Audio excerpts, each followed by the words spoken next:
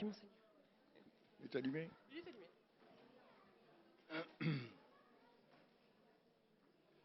Au nom du Père et du Fils et du Saint-Esprit, que la grâce de l'Esprit Saint illumine nos esprits et nos cœurs. Amen. Là où est ton trésor, là aussi sera ton cœur. Et pendant ce festival, nous avons eu l'occasion, la grâce, de pouvoir explorer quelques aspects de ce trésor insondable. Car ce trésor, c'est Jésus en personne, en qui, comme dit Paul aux Colossiens, habite corporellement la plénitude de la divinité, si bien que ce trésor est aussi le trésor de la Sainte Trinité d'amour, un trésor insondable. Nous en avons exploré quelques facettes, et il nous faut maintenant, une fois rentrés dans la vie quotidienne, prendre le temps de ruminer ce que nous avons perçu de ce trésor au cours du festival. Et là, Marie peut nous guider, peut nous inspirer.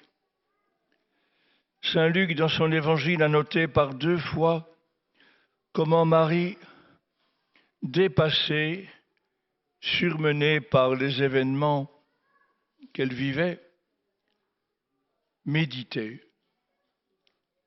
les paroles et les événements. Il l'a noté une première fois après la visite des bergers, qui ont raconté en présence de Marie et de Joseph le message qu'ils avaient reçu de l'ange et des anges.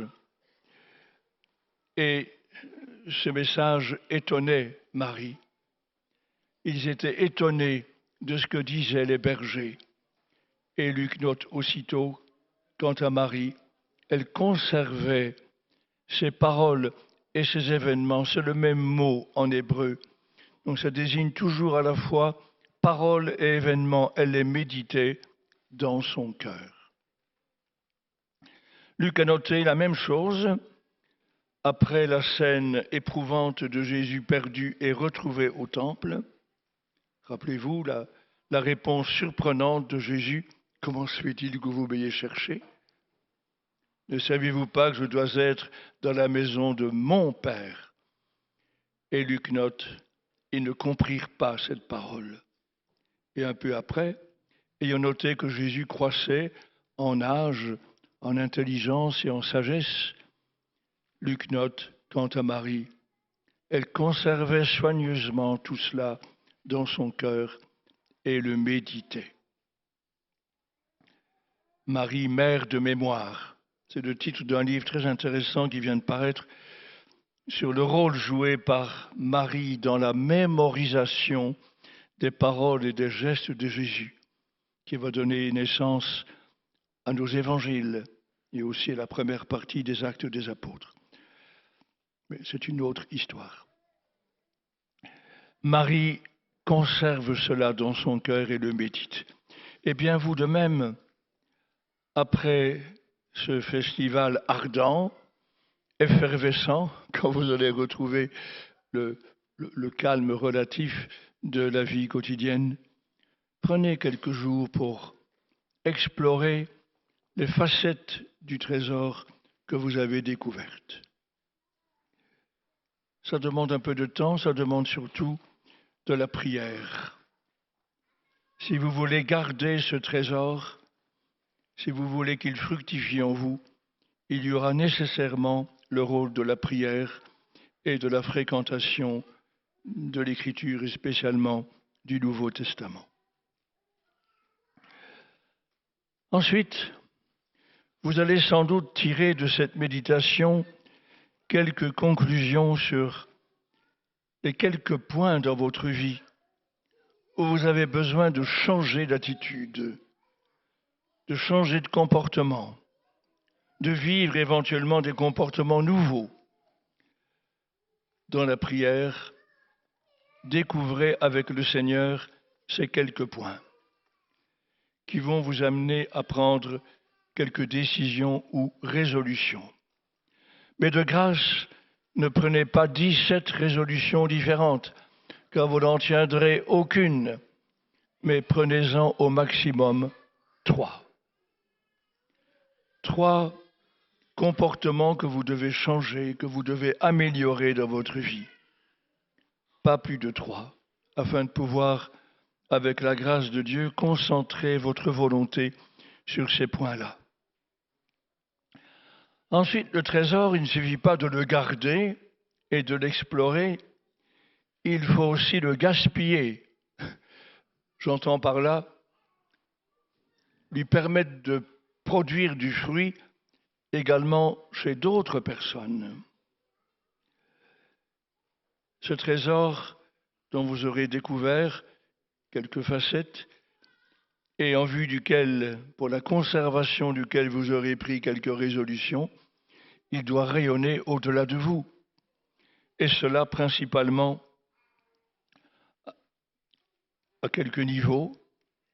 Donc, d'abord votre vie personnelle, mais aussi votre vie en couple, en famille, dans votre paroisse.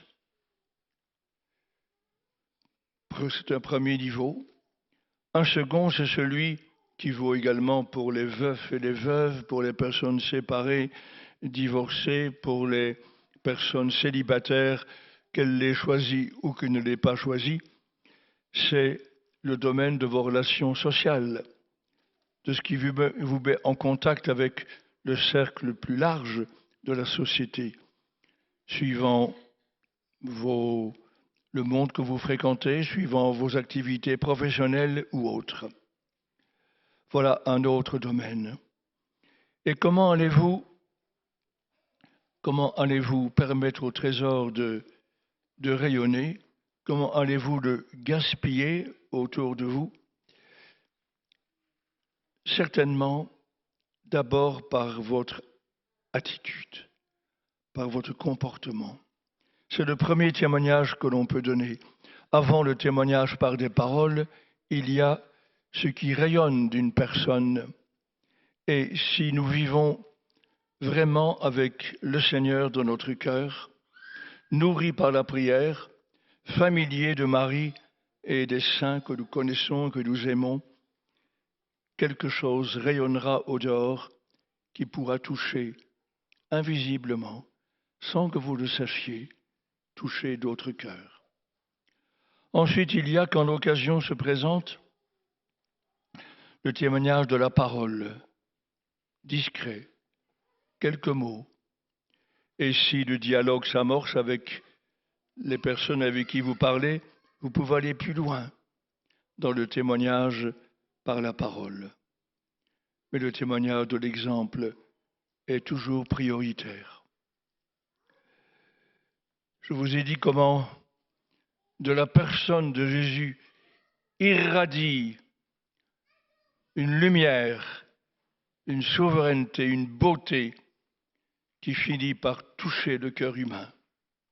Eh bien, à notre petite mesure, si nous vivons habités par le Seigneur, habités par le cœur de Jésus, habités par le cœur de Marie, quelque chose passera en dehors de nous, sans même que nous le sachions. Et il est mieux, il vaut mieux ne pas le savoir, pour ne pas se prendre au sérieux. Et si la grâce vous est donnée d'une parole qui peut toucher, répercuter la parole de Dieu dans des cœurs humains, alors heureux sommes-nous. Que Marie soit notre guide sur ce chemin. Je vous salue Marie, pleine de grâce, le Seigneur est avec vous. Vous êtes bénie entre toutes les femmes, et Jésus, le fruit de vos entrailles, est béni.